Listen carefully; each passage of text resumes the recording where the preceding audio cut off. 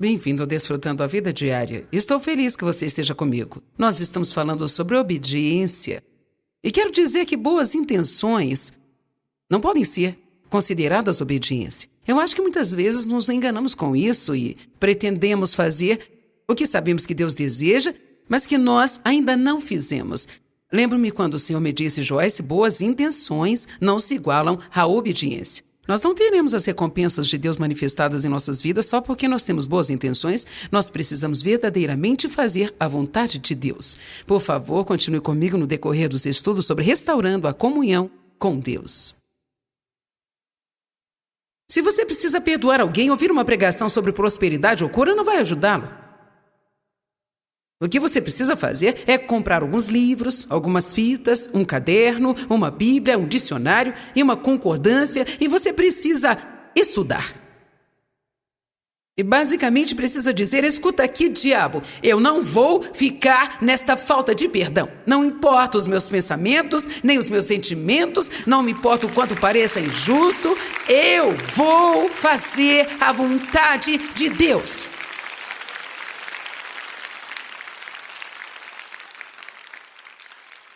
Ao invés de continuar a dar desculpas, bem, é difícil demais. Você não tem ideia do que eles fizeram comigo, é difícil demais. Bem, não consigo fazer isso, não é justo. Você só precisa perguntar-se a si mesmo do quanto Deus já perdoou você. Então se tornará muito fácil perdoar os outros. Amém? David discutiu comigo uma noite o que não é normal ele fazer, porque normalmente ele é amável e fácil de lidar, mas ele falou algo que eu achei muito desrespeitoso.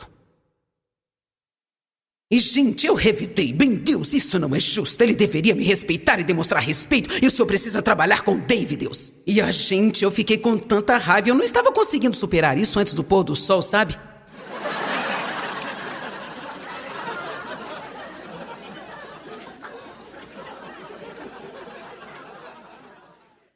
Então o Espírito Santo me disse, você se lembra de todas aquelas centenas e centenas de vezes que você foi desrespeitosa com o Dave? Quando eu estava te ajudando a superar todas as suas atitudes erradas a respeito dos homens por causa do abuso que você sofreu? Sim, eu me lembro disso. Você se lembra de quantas vezes o Dave nem sequer comentou ou mencionou as suas atitudes? Sim, eu me lembro. Então eu acho que você pode deixar isso para lá também.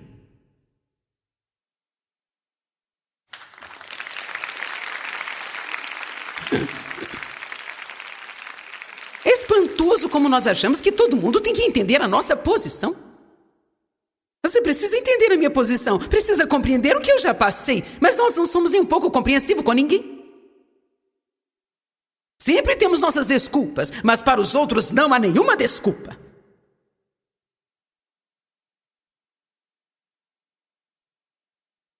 João capítulo 13.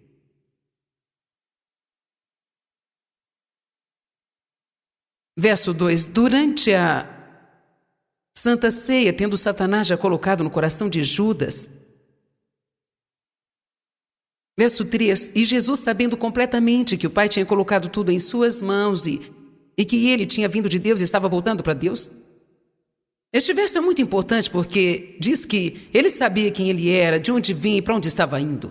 Portanto, assim como você poderá ver, ele esteve apto a se despir do seu manto e vestir uma toalha de servo. Veja, somente as pessoas que sabem quem são podem se tornar servos dos outros.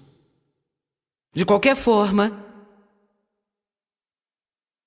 que possamos imitá-lo. Ele se levantou da mesa, despiu de suas vestes, pegou uma toalha de servo e colocou na sua cintura, e ele derramou água numa bacia e começou a lavar os pés dos discípulos e a enxugá-los, com a toalha que ele estava carregando. Quando ele chegou a Pedro, ele disse, Senhor, meus pés serão lavados por ti? O Senhor vai lavar os meus pés. Jesus disse, você não entende agora o que estou fazendo, mas entenderá mais tarde.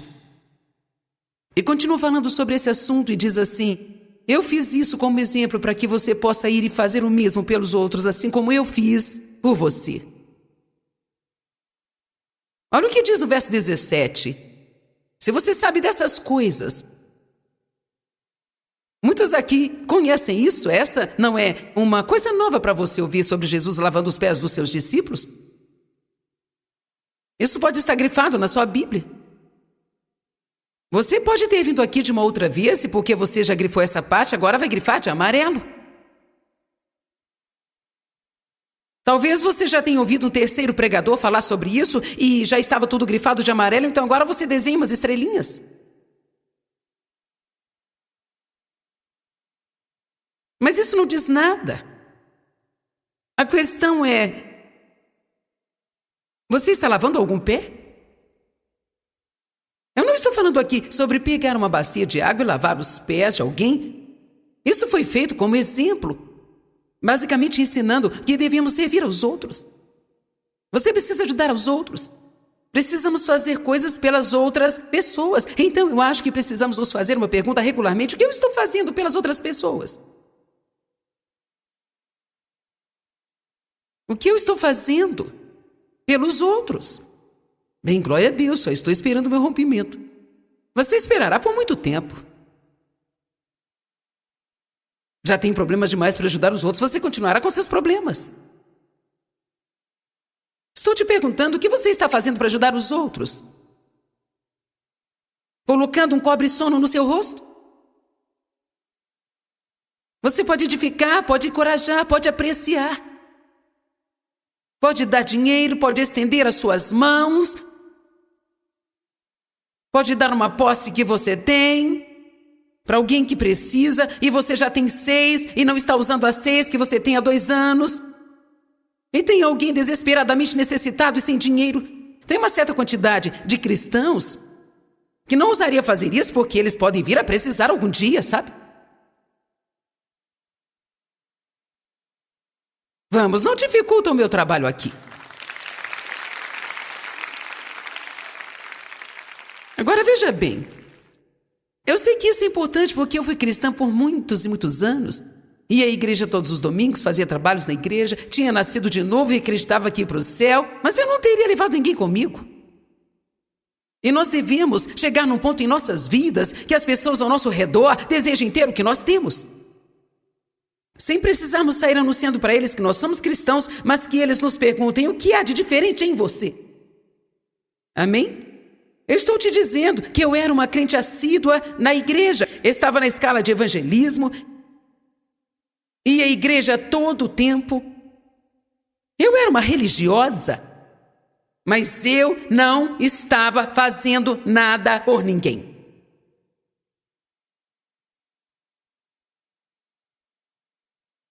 Eu sei que você está aqui há muito tempo. Dá uma sacudida aí, né? Quero que você entenda isso. Eu não estava fazendo nada por ninguém, porque a minha mentalidade era essa. E quanto a mim, quanto a mim, quanto a mim, quanto a mim. Aquele robozinho idiota que estava dentro de mim. E quanto a mim, quanto a mim, quanto a mim, quanto a mim, quanto a mim, bip, bip, e quanto a mim, quanto a mim.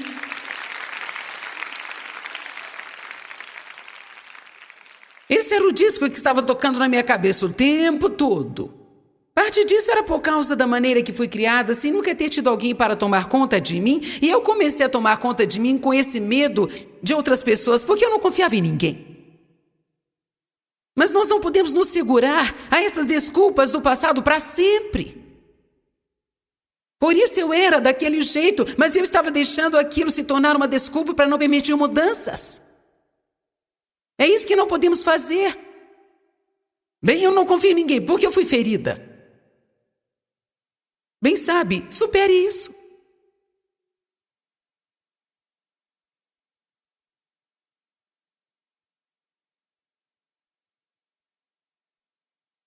Se for ferido de novo, supere outra vez.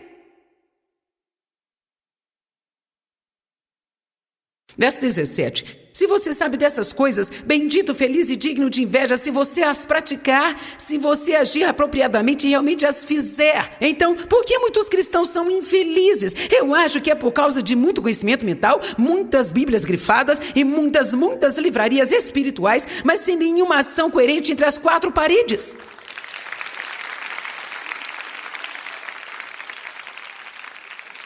Algumas pessoas fazem trabalhos na sua igreja para parecer bem para os seus amigos cristãos e para que todos na igreja admirem, mas dentro de quatro paredes em sua casa, se o seu marido ou sua esposa ou um dos seus filhos precisa de algo, vocês agem como se eu fosse escrava de vocês. Joel 2, 13 e 14 diz: virar-se quer significar arrepender-se. Arrepender não significa ter um pequeno sentimento de dor. Significa se desviar disso, voltar-se e continuar indo para o Senhor, continuar prosseguindo até que todas as barreiras sejam removidas e o relacionamento quebrado seja restaurado. Tudo que eu prometi para Moisés, eu darei a você. Todo lugar em que pisares a planta dos vossos pés, eu tenho dado a você. Prossiga, entre e tome. Deixe a carne para trás, não deixe a sua mente dominar você, não deixe suas emoções dominarem você, não deixe seus sentimentos governarem você. Bem sabe, eu não sinto. Não importa os seus sentimentos, faça o que é certo. Você pode fazer o certo independente do que sente. Você pode colocar um sorriso no rosto e procurar a pessoa com quem você está chateado e queria dar uns tapas nela. Você pode dizer, isso não é meio hipócrita? Não, se você fizer isso para Deus. Não se for honesto com você e disser, Deus, eu tenho vontade de ir lá e torcer o pescoço dela. Mas porque eu te amo, Deus, e porque eu sei que não é a vontade do Senhor que eu haja desse jeito, eu irei até onde ela está. E eu vou colocar um sorriso no meu rosto. Agora, você está fazendo isso simplesmente porque você ama Deus, então a sua carne reage assim.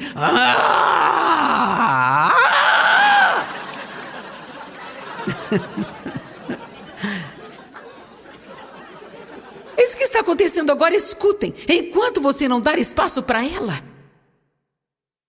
morrerá. Ela perderá a força, porque tudo que você não alimenta, morre.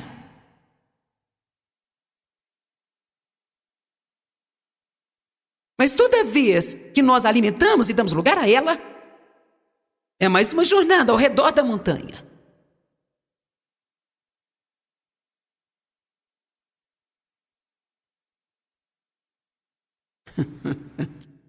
E, gente, eu fiz alguns buracos na base da montanha de tanto andar ao redor e ao redor e ao redor. Sempre, sempre. Toda vez que o David dizia algo que eu não gostava, eu tinha que dar mais uma volta. Toda vez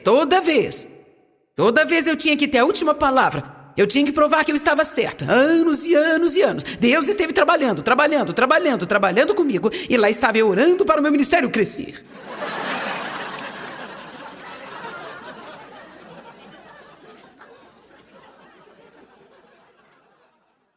Numa certa manhã, o Espírito Santo me falou com muita calma. Eu ainda estava de pijamas no andar de baixo, na casa onde nós morávamos, e eu estava orando. Oh, Deus!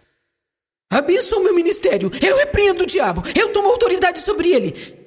Você não pode impedir o crescimento do meu ministério, diabo. Eu te repreendo no nome de Jesus. Eu tenho autoridade como filha de Deus, eu sou crente. E o Espírito Santo me falou, Joyce, eu não posso fazer mais nada no seu ministério. Não dá para ir mais longe com você, enquanto você não fizer o que eu te falei para fazer, concernente a respeitar o seu marido.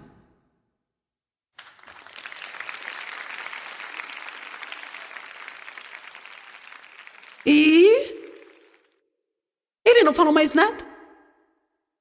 Senhor poderia repetir isso? Eu acho que eu não entendi. O Senhor falou foi para mim? Eu acho que eu não estou entendendo direito. Mas ele não estava falando para outra pessoa. Mas aquela era uma barreira que estava me impedindo de chegar ao propósito. Na minha caminhada com Deus, eu jamais poderia alcançar as promessas de Deus enquanto eu não resolvesse aquela situação.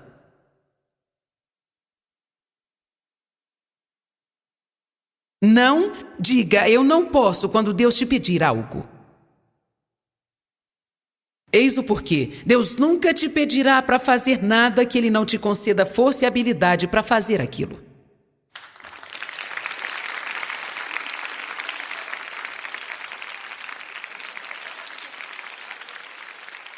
Qualquer coisa que Deus te falar, não ignore. Não adie. Abre em Ageu capítulo 1.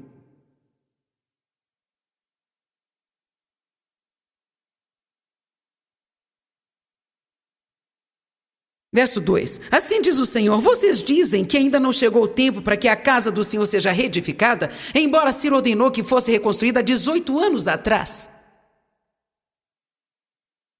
Então Deus lhes disse através do profeta, há 18 anos atrás, eu lhes disse para fazer algo e vocês dizem, nós vamos fazer, mas ainda não é o tempo certo. A procrastinação é o maior ladrão da vontade de Deus. A procrastinação é algo muito enganador, porque quando nós procrastinamos, nós estamos convencidos de que devemos fazer o que é certo. Mas sabe o que estamos esperando? Um tempo que seja confortável. Um tempo que seja fácil. Um tempo que não nos custe nada. Um tempo que não vai requerer nenhum sacrifício de nós. Esta não é uma boa semente para se plantar. Quando Deus nos fala para fazer alguma coisa, precisamos fazer imediatamente. Então veio a palavra do Senhor pelo profeta Ageu dizendo, é este o tempo para vocês habitarem em suas casas adornadas enquanto a casa do Senhor está em ruínas? Eles foram chamados para construir a casa do Senhor e disseram que ainda não era o momento. Eles ouviram isso por 18 anos e ele disse, vocês estão construindo suas próprias casas? Este é o tempo de construir as suas casas e não construir a casa do Senhor? Portanto, assim diz o Senhor, considere os seus caminhos e medite no que o Senhor está te falando. Vocês têm semeado muito e colhido pouco, comem e não se fartam, bebem e não se satisfazem, vestem-se, mas ninguém se aquece. E os que recebem salário, recebem para colocá-lo no saquetel furado. Alguém se identifica com isso? Eu era assim, mas se manifestou em mim de outro jeito. Não importa o que eu faço, não sou feliz. Eu não entendo que está errado, simplesmente não sinto alegria. Toda vez que colocamos a mão em um pouco de dinheiro, o diabo rouba.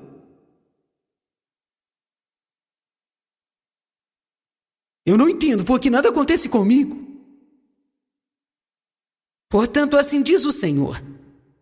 Verso 7. Considere os seus caminhos. Sua conduta antiga e atual, e as suas atitudes.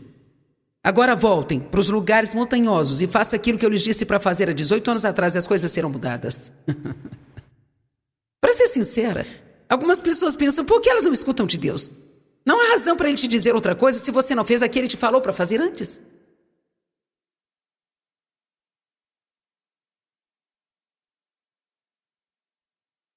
Às vezes Deus fala alguma coisa, mas nós não gostamos do que Ele falou, então fingimos que não conseguimos ouvir e esperamos que Ele fale outra coisa. João 21.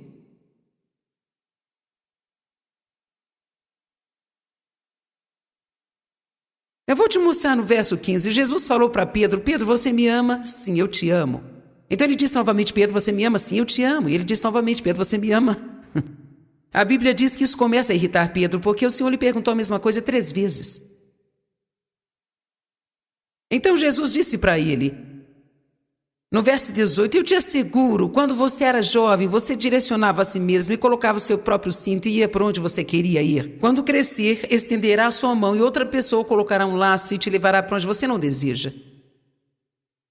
Eu amo isso porque, para mim, Está dizendo que quando você é novo convertido, faz as suas próprias coisas, caminha na sua própria vontade, e você acredita que vai para o céu, mas não se importa muito com a sua vida aqui. E por um período de tempo você se acomoda, mas finalmente chega uma mensagem como essa que eu estou pregando hoje. Ok, é tempo de seriedade.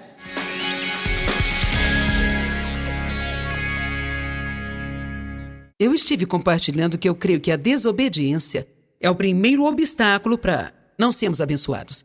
A Bíblia fala que se você fizer isso, eu faria aquilo. Então, nós sabemos que a nossa salvação veio pela graça, foi comprada, paga pelo sangue de Jesus Cristo. Sabemos que quando nós colocarmos a nossa fé nele, a sua graça começa a se manifestar em nossas vidas. Mas eu creio que existem muitas outras coisas que nós perdemos simplesmente porque não seguimos os preceitos de Deus. Nós não seguimos o que ele nos fala para fazer.